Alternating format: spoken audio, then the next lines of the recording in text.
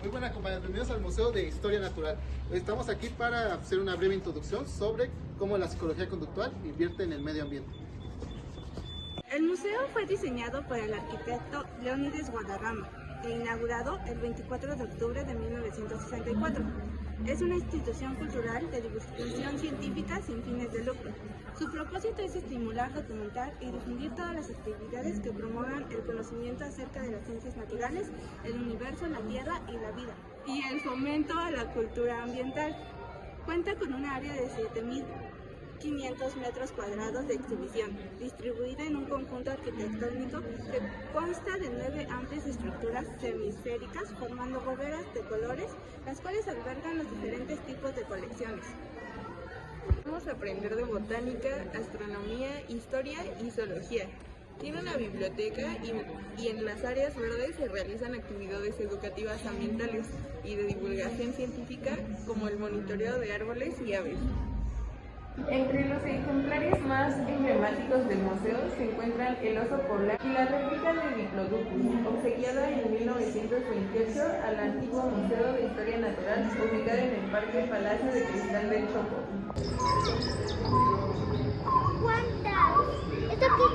Hola, yo soy Liz y nos encontramos en la bóveda del origen de la vida.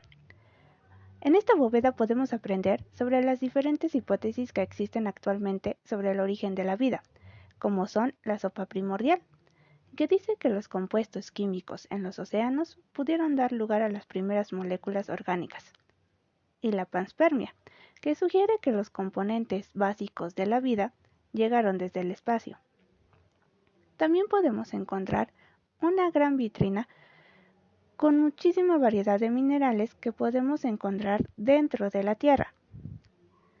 Podemos ver también una esfera gigante interactiva en donde encontramos las estructuras de 3 tipos de célula, la bacteriana, la animal y la vegetal, las cuales son la base de toda biodiversidad biológica.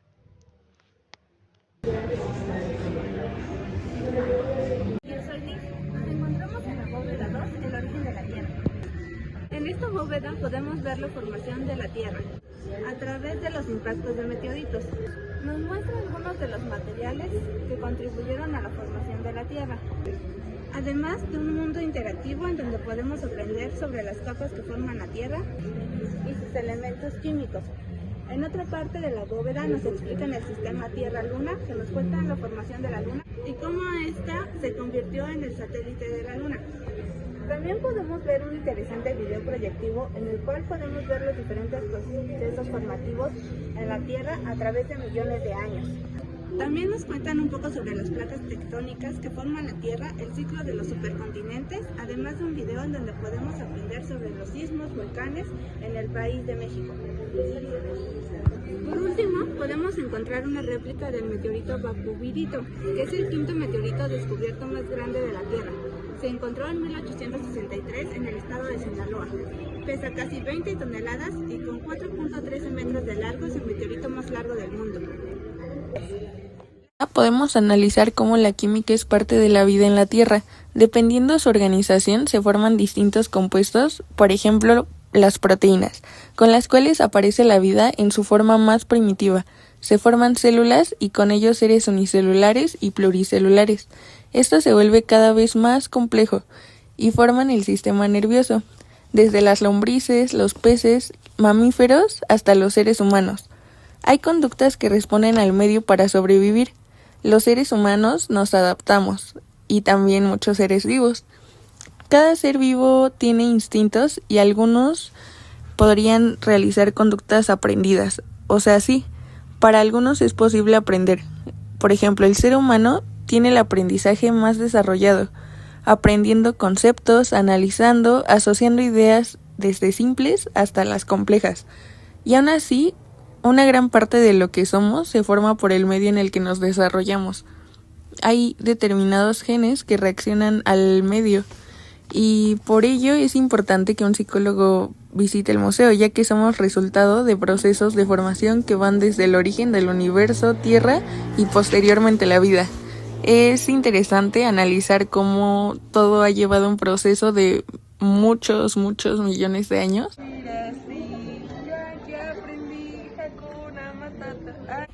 El museo es interesante y cada una de las bóvedas nos han enseñado cómo somos resultado de procesos formativos que han durado millones de años. Lo cual nos ha enseñado a sobrevivir, ser parte de grupos como pueden ser las familias y podemos darnos cuenta que somos resultado de evolución y adaptación.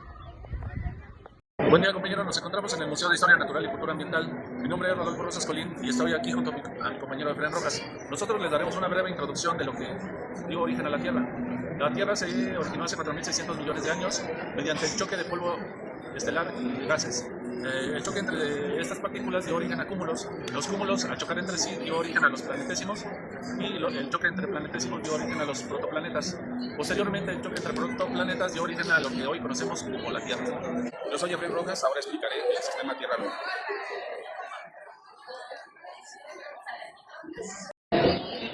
Ahora voy a explicar el sistema Tierra-Luna.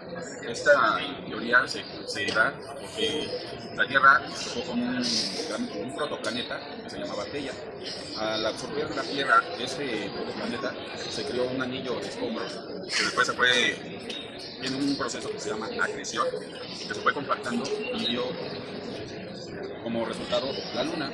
Se supone que ambos planetas, tanto la Tierra como la Luna, son de la misma edad.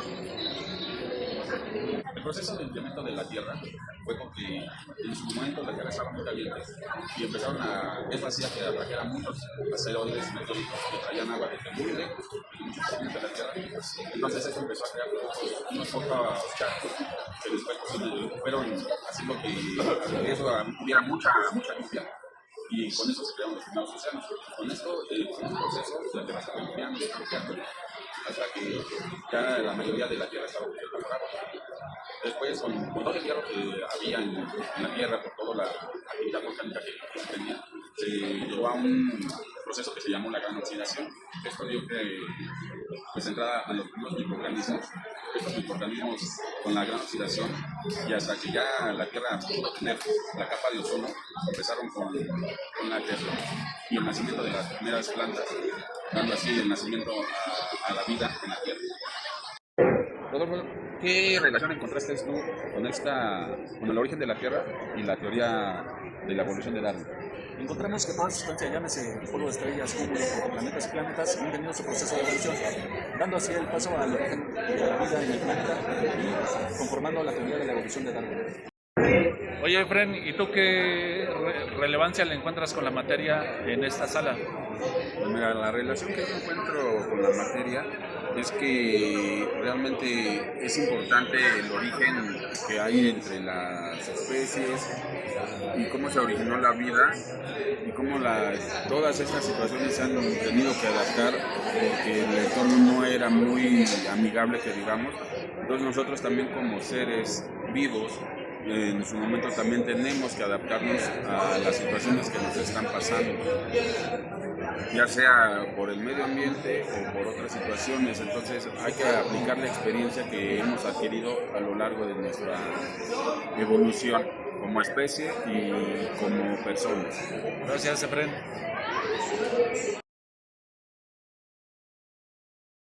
Hola, ¿qué tal? Somos Marla e Iliana y les vamos a contar nuestra experiencia en la bóveda del museo dedicada al origen del universo. Desde que entramos, la sala nos da la bienvenida con grandes personajes de la historia que se hicieron las mismas preguntas que nosotros. ¿De dónde venimos? ¿Cómo es que surgió todo? Dentro de esos personajes están Nicolás Copérnico, Galileo Galilei, James Newton y Alfonso Luis Herrera López y nos cuentan, más bien nos muestran sus ideas y teorías más importantes sobre el universo y el sistema solar y el origen de la vida. Y ahora sí, nos lanzamos de lleno al universo. Primero, nos cuentan que el universo nació hace 13.800 millones de años. En ese momento se originaron la energía y la materia. Después, hace 5.000 millones de años, se formó nuestro sistema solar y hace unos 3.800 millones de años apareció la vida. Increíble, ¿no? La teoría más aceptada sobre el origen del universo es la teoría del Big Bang. Y nos pasaron un video de National Geographic súper explicativo que nos llevó paso a paso por lo que ocurrió después de esa gran explosión. Todo comenzó con un punto microscópico y extremadamente caliente que explotó con tanta fuerza que solo quedó energía. A los pocos segundos esa energía se transformó en materia, que son partículas como protones, neutrones y electrones. Y a medida que el universo se expandía, también se enfriaba. Tuvieron que pasar 300 millones de años para que se formaran los átomos, luego las estrellas y después los planetas y satélites. Y lo más loco, el universo sigue haciendo esto, se sigue expandiendo y enfriando. Una parte que nos encantó fue cuando explicaron las fases del universo, que muchas veces ni te enseñan en clase. clase. Primero vino la era de la radiación, después la era de la materia, y dentro de ellas hubo etapas súper interesantes como la época de Planck, la gran unificación, la época inflacionaria, que es cuando el universo se expandió rapidísimo, la época de los quarks, los hadrones, los leptones, la época nuclear, que es cuando se forma el helio, y más tarde vinieron otras como la época atómica, galáctica y estelar. Una evolución alucinante. Después de esta parte teórica, el museo nos sorprendió con un montón de actividades interactivas. Nos mostraron cómo se veía el universo en diferentes etapas y nos dieron una especie de juegos tipo trivia con preguntas como ¿qué es la energía oscura? Y nos respondieron, la energía oscura es un misterio total, no emite luz, tampoco la absorbe, pero sabemos que existe porque genera gravedad. Otra cosa que nos fascinó fue descubrir la telaraña cósmica, que la verdad es que parece un mapa de conexiones neuronales y eso nos recordó que de alguna forma estamos conectados. Nos mostraron también diferentes sistemas planetarios como el Kepler 90, que se parece un montón al nuestro, y los distintos tipos de galaxias que existen. Y ahí fue cuando nos pegó una reflexión que queremos compartirles. Somos tan pequeños en comparación con el universo y lo increíble es que podamos darnos cuenta de ello. Como dice esa frase que nos encanta, lo que nos hace grandes es que podamos ver lo pequeños que somos. Otra parte buenísima fue aprender sobre el ciclo de la vida del Sol y de las estrellas, además de datos curiosísimos sobre nuestros planetas. Por ejemplo, Saturno es tan ligero que flotaría en una alberca gigante porque es menos denso que el agua y además es tan enorme que dentro de él cabrían 764 tierras. Esto nos voló la cabeza. Además, algo que nos pareció muy lindo fue cómo la gente interactúa con el museo. Los niños la pasan increíble tocando botones que prenden luces, hay videos inmersivos en salas oscuras y hay guías educativos por todas partes que te ayudan. Es un espacio vivo, dinámico, donde se aprende jugando. Después de entender cómo se formó el universo, pasamos a la Tierra. Aquí vimos cómo fue bombardeada por asteroides en sus primeros días, lo cual elevó su temperatura brutalmente. También nos hablaron de los materiales que estuvieron en su formación, nos hablaron de sus capas, del sistema Tierra-Luna, de la tectónica de placas y cómo era nuestro planeta en sus primeros días. Y todo esto para finalmente llegar a una de las preguntas más emocionantes. ¿Cómo surgió la vida? Y ahí terminó nuestro recorrido y nos quedamos con los ojos llenos de estrellas y la cabeza llena de preguntas.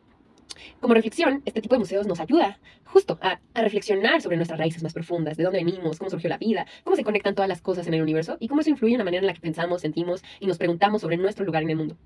Como futuros psicólogos, creemos que ver lo pequeños que somos frente al cosmos puede ayudarnos a ser más empáticos, humildes y conscientes de nuestra relación con los demás y con el planeta. En pocas palabras, ir a este museo no solo alimenta la curiosidad científica que debemos tener, sino que también nutre esta parte reflexiva y filosófica propia de nuestra profesión.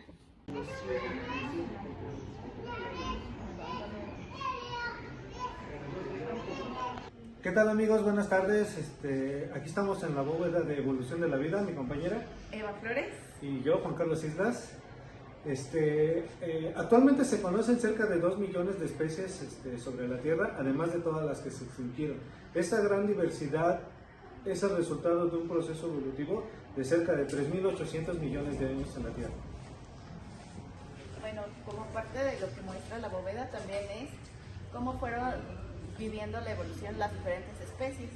En este lado tenemos, por ejemplo, la evolución de las plantas, la evolución de los peces, la evolución de los anfibios, de los reptiles, de las aves y de los mamíferos. En esta última parte estamos nosotros como seres humanos en el área de los primates. Cada punto de los esquemas nos indica en qué etapa, en qué era se extinguió cierta especie. La adaptación también es parte del objeto de estudio de la psicología. Una adaptación es un proceso de cambio en la forma, función y comportamiento que permite a los individuos de una especie sobrevivir más tiempo y tener descendencia. La adaptación puede ser vista como una ventaja, pero si las condiciones ambientales cambian, puede dejar de serlo. Bueno, y como futuros psicólogos podemos ver en esta sala, en esta bóveda, que también es importante la adaptación. Como hemos visto, las adaptaciones han cambiado en la población y se mantienen en ella por selección natural. Es el principal mecanismo que causa la evolución. Las características de un individuo son resultado de su historia evolutiva y tienen su origen en la adaptación al medio. Amigos, pues estamos muy contentos de haber visitado el Museo de Historia Natural y de Cultura Ambiental. La verdad es que es muy interesante todo lo que hemos visto sobre la evolución de las especies a lo largo del tiempo y cómo se han ido adaptando a las diferentes regiones y etapas en la vida de la Tierra. Aunque a mí una duda que me parece importante es cómo van a ser las especies en el año 2500 o 2700 y cómo se habrá adaptado el ser humano a esas fechas. Y bueno, también otra de nuestras reflexiones que hicimos fue de que sí es importante para nosotros conocer cómo ha ido surgiendo toda esta adaptabilidad y pues en general de todas las especies para también conocer las conductas o los comportamientos y en qué áreas podemos o proyectar a futuro que va a haber un cambio. Nos gustó mucho el museo y también aprendimos mucho y creo que nos va a ser muy útil para nuestra profesión. Gracias a todos, hasta luego.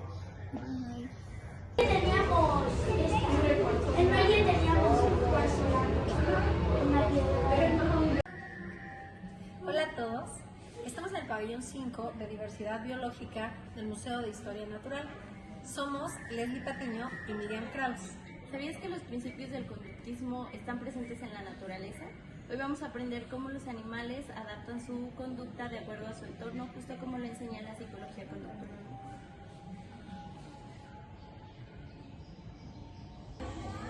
Aquí tenemos un ejemplo de acondicionamiento operante. Una leona enseña a sus cachorros a cazar y refuerza su comportamiento cuando logran atrapar una presa pequeña. Si el cachorro falla, puede recibir una corrección, pero si tiene éxito, obtiene alimento, fortaleciendo su conducta. El condicionamiento clásico fue propuesto por Iván Pavlov. Un ejemplo en la naturaleza es el caso de un oso polar. Si recibe un estímulo incondicionado, el oso polar naturalmente salivará y se emocionará al ver su comida favorita, por ejemplo pescado fresco. Su respuesta incondicionada será comenzar a salivar y se acercará con entusiasmo. El estímulo neutro se ejecuta al tocar un sonido específico como una campana antes de darle la comida. Así el oso tendrá el proceso de asociación. Si repetimos varias veces esta combinación de sonido y comida, el oso comenzará a asociar el sonido con la llegada de alimento. Este estímulo condicionado con el tiempo provocará la respuesta del oso, salivación y entusiasmo aunque no haya la comida.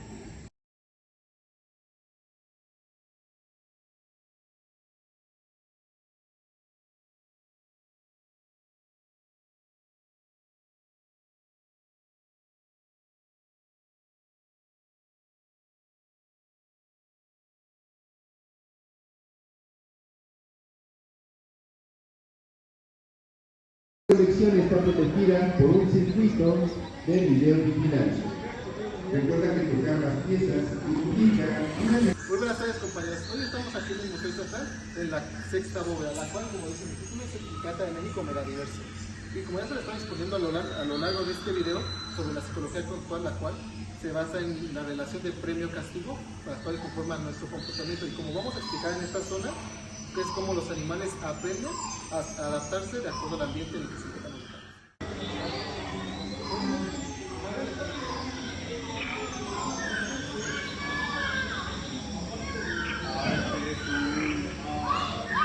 Mi nombre es Jessica y estoy en el Museo de Historia Natural y bueno, estamos en la parte de México Megadiverso. Queremos relacionar esta parte de México Megadiverso con la psicología, ¿de acuerdo? Bueno, aquí tenemos esta parte que habla de los estratos de la selva y cómo los estratos de la selva pueden ir, se dividen en varias partes. El estrato herbáceo, arbustivo y el sotobosque, sotosel y los arbóreos. Esta es una forma como el ambiente, como los árboles se van adaptando en capas pues, al ambiente y cómo las especies están pues, adaptándose en las partes bajas para poder sobrevivir en este ambiente. A continuación les presentaremos una pequeña variedad de diversos ecosistemas que conforman la flora y fauna de nuestro país. Los bosques mesofílicos de montaña, también llamados bosques de la niebla, son bosques muy húmedos que se caracterizan normalmente por tener una muy densa cubierta de árboles.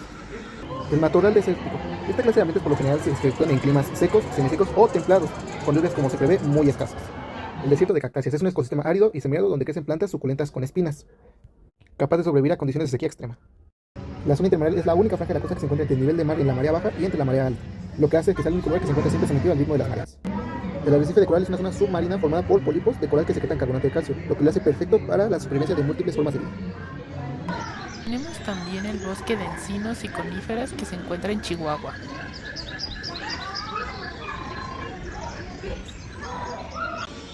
Un pequeño video de cómo es la selva tropical húmeda y un ejemplo de laguna costera que encontramos en Nayarit. Hola, yo soy Daniela Melgarejo. En la bóveda de México Megadiverso encontramos esta sección donde se observan los ecosistemas, el agua dulce y salada, el relieve, el clima, la lluvia y todos los estados de México. Es una parte interactiva.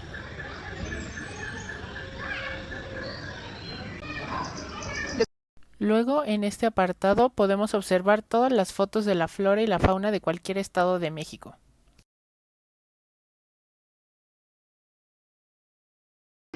Continuemos observando a la tortuga laúd, que es la tortuga más grande del mundo, midiendo hasta 2 metros y pesando hasta 1 tonelada. Esta tortuga puede depositar hasta 100 huevos. Finalmente encontramos un mapa de migración donde observamos las rutas de algunas especies como tortugas o aves. Esto lo hacen para encontrar un hábitat que se adapte a sus necesidades en distintas épocas del año. El Museo de Historia Natural y Ambiental presenta la evolución de la vida y la diversidad biológica, lo que puede ayudar a los psicólogos a entender mejor cómo los factores ambientales y biológicos han influido en el comportamiento humano a lo largo del tiempo. Puede proporcionar una perspectiva más amplia sobre la interacción entre el ser humano y su entorno, así como oportunidades para aplicar sus conocimientos en contextos educativos y terapéuticos. Consideramos que todos deberíamos ir a este museo, ya que nos muestra una pequeña parte de la historia de donde venimos, y eso nos ayuda a comprender por qué hemos llegado hasta el punto en donde ahora nos encontramos. Es básicamente como echar un vistazo de dónde venimos para tener una idea de hacia dónde vamos.